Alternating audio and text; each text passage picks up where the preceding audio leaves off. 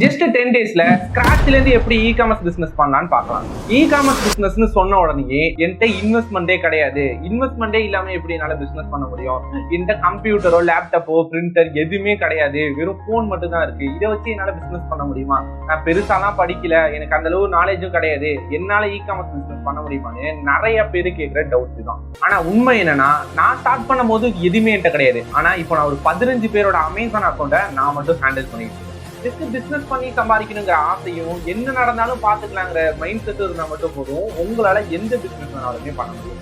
இன்னைக்கு டே 1ல e commerce business பண்றதுக்கு என்னெல்லாம் தேவைப்படும் பார்க்கலாம். First, Amazon, Flipkart, Meesho, Jio Mart இந்த மாதிரி நிறைய பிளாட்ஃபார்ம்ஸ்ல நம்மளும் செல்லரா லாகின் பண்ணி அவங்களோட போர்ட்டல்லயே நம்மளோட ப்ராடக்ட்டை விற்கலாம். இன்னொரு டைப் என்னன்னா, இது எதுவுமே தேவையில்ல, நானே ஒரு வெப்சைட்டை கிரியேட் பண்ணி அதுக்கு கீழே என் ப்ராடக்ட்டை செல் பண்ண போறாங்க, செல் பண்ணலாம். ஆனா இந்த ரெண்டாவது மெத்தட்ல நீங்க செல் பண்றதுக்கு நிறையவே இன்வெஸ்ட்மெண்ட் தேவைப்படும் ஃபர்ஸ்ட் மெத்தடை கம்பேர் பண்ணும்போது.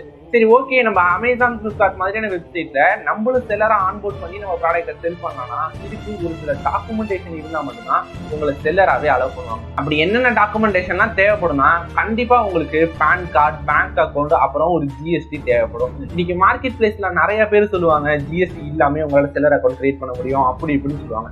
ஜிஎஸ்டி ஒன்றும் அவ்வளோ காம்ப்ளிகேட்டடான ப்ராசஸ்லாம் இல்லை. உங்களுக்கு ஜஸ்ட் கம்ப்யூட்டர்ல இதுக்கு முன்னாடி வச்சு அப்ளிகேஷன்லாம் அப்ளை பண்ணி எக்ஸ்பீரியன்ஸ் இருக்குன்னா அந்த எக்ஸ்பீரியன்ஸ் போதும், நீங்களே உங்களோட ஜிஎஸ்டியை ஆன்லைன்ல ரிஜிஸ்டர் பண்ணிக்க முடியும். ஜஸ்ட் அந்த ஜிஎஸ்டி சர்டிஃபிகேட் எடுத்துட்டீங்கன்னா அதை வச்சு உங்களால ஈஸியா செல்லர் அக்கௌண்ட் கிரியேட் பண்ணிக்க முடியும். உங்களோட பிசினஸையும் நீங்க ப்ராப்பரா ரெஜிஸ்டர் பண்ண மாதிரியும் இருக்கும். டே 2ல எப்படி நம்ம ஒரே நாள்ல ஜிஎஸ்டி எடுக்கணும், இ காமர்ஸ் பிசினஸ்க்கு நம்ம அடுத்தடுத்த ஸ்டெப்புக்கு என்னென்னலாம் ப்ராசஸ் பண்ணுங்கிறத டீட்டெயிலா பார்க்கலாம். அதை மிஸ் பண்ணாம பார்க்கறதுக்கு ஜஸ்ட் ஃபாலோ மட்டும் பண்ணிட்டு பிசினஸ் பண்ணணும்னு நினைக்கிற உங்களோட ஃப்ரெண்டுக்கு இந்த வீடியோ ஷேர் பண்ணுங்க.